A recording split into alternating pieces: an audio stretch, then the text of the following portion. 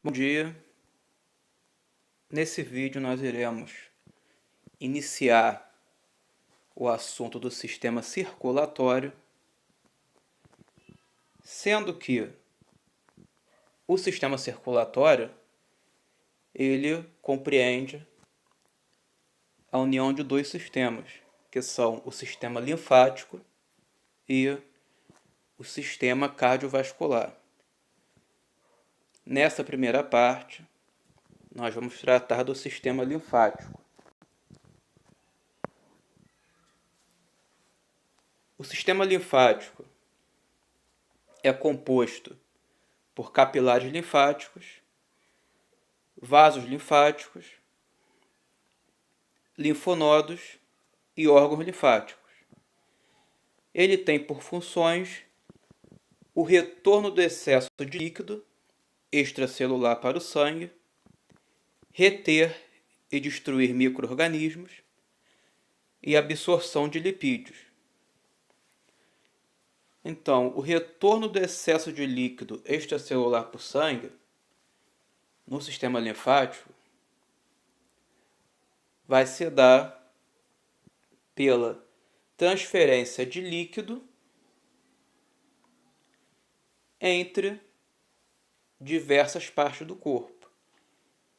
E a cada região por onde esse líquido passa, ele vai mudando de nome e compondo uma substância diferente. Mas essencialmente vai ser sempre o líquido que está circulando entre as várias regiões do corpo, mudando de nome. Então, primeiramente, quando nós falamos das células, essas células têm dentro delas líquido. Então, tanto que o citoplasma ele é composto parte por líquido, que é o citosol ou hialoplasma, e parte por estruturas sólidas, que são as organelas. Esse líquido ele vai entrando e saindo da célula, sendo regulado pela própria célula de acordo com o volume interno e externo de líquido. Então ele vai saindo e entrando de acordo com as condições externas. Então, em dados momentos, a célula vai deixar entrar líquido, e em outros momentos ela vai fazer com que esse líquido saia. Mas entre as células existe um espaço. Esse espaço que existe entre as células é chamado de espaço intersticial. E é nesse espaço intersticial que esse líquido que sai das células vai parar. E quando ele está nesse espaço intersticial, esse líquido vai ser chamado de interstício. E nesse espaço intersticial vão ter também os capilares linfáticos. E esses capilares linfáticos vão captar esse líquido intersticial. Então ali, a partir desse momento, ele vai entrar no sistema linfático. E quando ele entra no sistema linfático, ele vai deixar de se chamar interstício e vai passar a ser chamado de linfa. Então a linfa é todo o líquido que está transitando dentro do sistema linfático. Esses capilares linfáticos eles vão se agrupar, formar vasos linfáticos.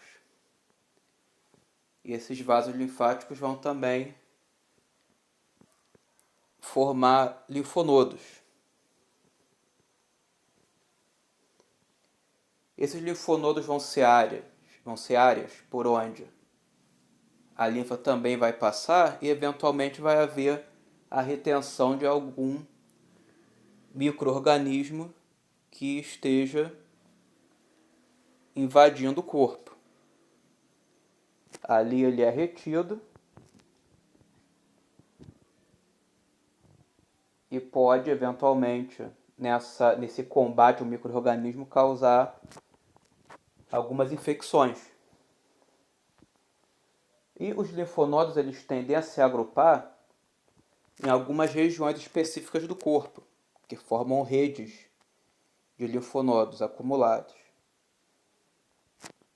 As principais vão ser nas regiões inguinais, conhecido também como virilha, né? Então a região inguinal tem uma rede de linfonodos, assim como também nas regiões axilares e na região cervical. São os principais pontos de redes linfáticas. Então, como esses linfonodos vão reter vários micro-organismos invasores e podem eventualmente, durante esse combate, acabar infeccionando, eles podem vir a inchar, ficar com um tom avermelhado. E nessas áreas onde os linfonodos estão acumulados, isso pode ficar evidente na superfície da pele, o inchaço e a vermelhidão. Quando isso acontece popularmente, se chama de íngua. Essa inflamação nessas áreas que causa esse inchaço e vermelhidão. São linfonodos que acumularam micro-organismos e estão combatendo a infecção, por isso aquele aspecto inchado e avermelhado.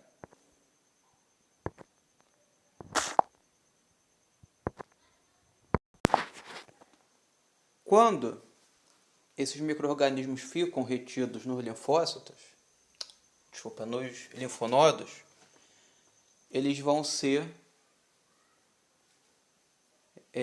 reconhecidos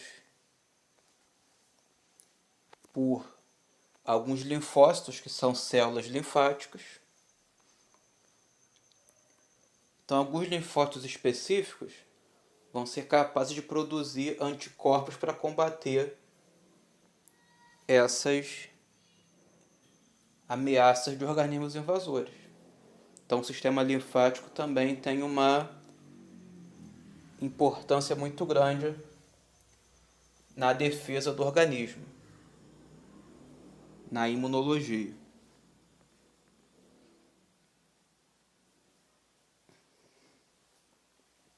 A linfa, ela vai circulando pelos vasos linfáticos e conforme esses vasos vão se agrupando, vai haver alguns pontos em que vão formar vasos linfáticos de calibre maior. Os principais vão ser os troncos lombares, direito e esquerdo, a cisterna do quilo, o ducto torácico,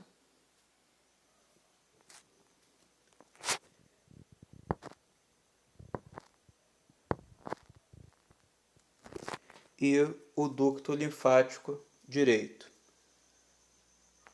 Vão ser os principais vasos linfáticos.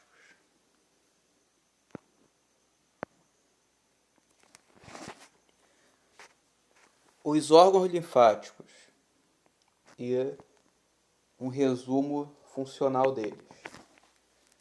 O baço destrói as células sanguíneas velhas, então ele vai destruir células sanguíneas já antigas e pegar e disponibilizar a mioglobina dessas células sanguíneas velhas para a formação de células novas. E o baço é um órgão que fica localizado numa região abdominal chamada de flanco esquerdo. Que a gente não falou dessa divisão abdominal ainda, que é falada no sistema digestório, mas o baço a gente pode considerar próximo às últimas costelas do lado esquerdo.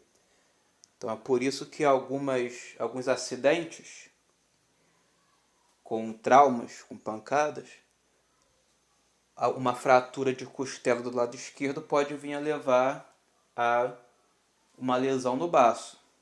E nesse caso, o que se faz? Faz a cirurgia e retira o baço.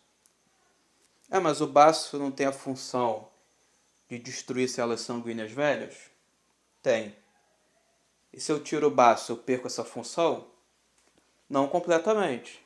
Vai ter outro órgão que vai assumir essa função, que vai ser o fígado.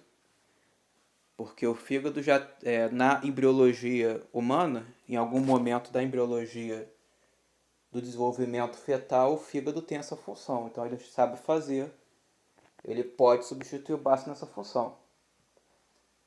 Só que ele não vai fazer isso com 100% da eficácia que o baço faz, porque não é a especialidade dele. Então a pessoa pode vir a ter anemias e por isso tem que fazer um acompanhamento constante com o médico e eventualmente tomar algum suplemento por conta disso. Mas o baço não é órgão vital, você consegue viver sem. O timo, ele atua no sistema imunológico.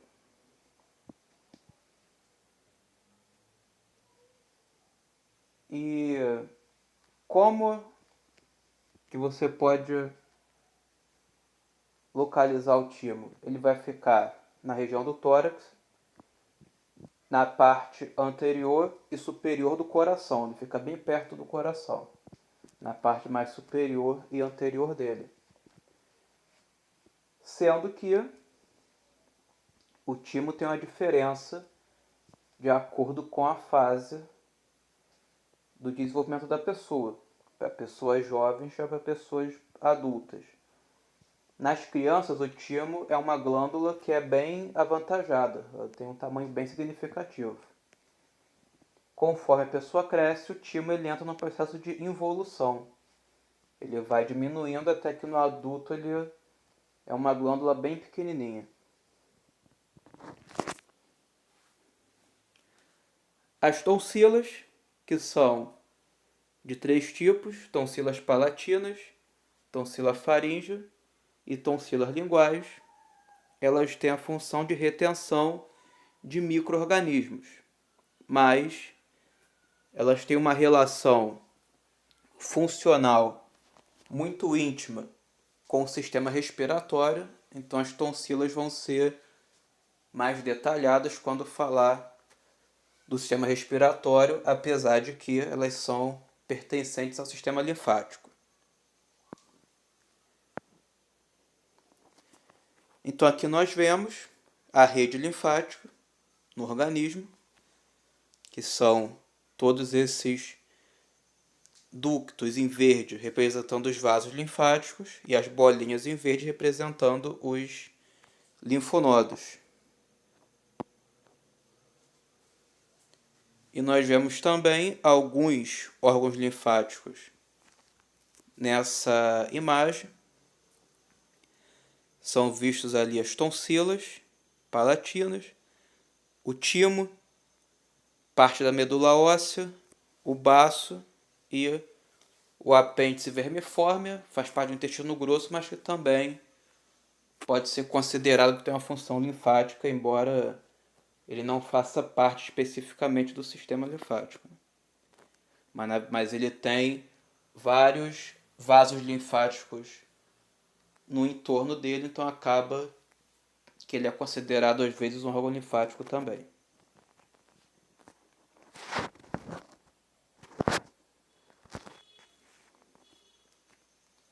E aqui nós vamos ver os vasos linfáticos com mais detalhe, os linfonodos. Aqui aparecem os troncos lombares, nas regiões inguinais, a cisterna do quilo, ou cisterna de Pequet, como está nominado aqui, mas é mais chamada de cisterna do quilo. E da cisterna do quilo vai vir o ducto torácico. E o ducto torácico ele vai desembocar em uma veia. que é a veia bracocefálica esquerda. E o ducto linfático direito vai desembocar na veia bracocefálica direita. E as veias bracocefálicas vão ser veias que vão formar a veia cava superior, que vai jogar o sangue dentro do coração. Então, o que o sistema linfático faz, em forma resumida, em relação à circulação de líquido, é captar o líquido que está sendo eliminado pelas células, colocar dentro do seu sistema de condução, do sistema linfático, e jogar esse líquido de volta para a corrente sanguínea através das veias bracocefálicas direita e esquerda. E quando esse líquido está passando pelo sistema linfático, que vai ter o nome de linfa nesse momento, a partir do momento em que ele entra na corrente sanguínea, ele deixa de se chamar linfa e vai passar a ser chamado de plasma. Então, essa é uma forma de resumir a função do sistema linfático.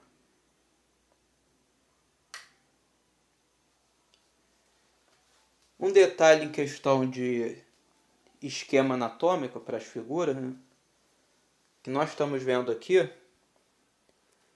o sistema linfático representado na cor verde e as veias que fazem parte do sistema cardiovascular representadas em azul. E vai ter outro vaso sanguíneo também no sistema cardiovascular, que são as artérias, que não estão nessa imagem, mas que são representadas em vermelho. E esse esquema de cores, ele sempre é usado na representação do sistema circulatório. Os vasos linfáticos em verde, as veias em azul e as artérias em vermelho. Então esse é o esquema de representação de cores para qualquer esquema de sistema circulatório.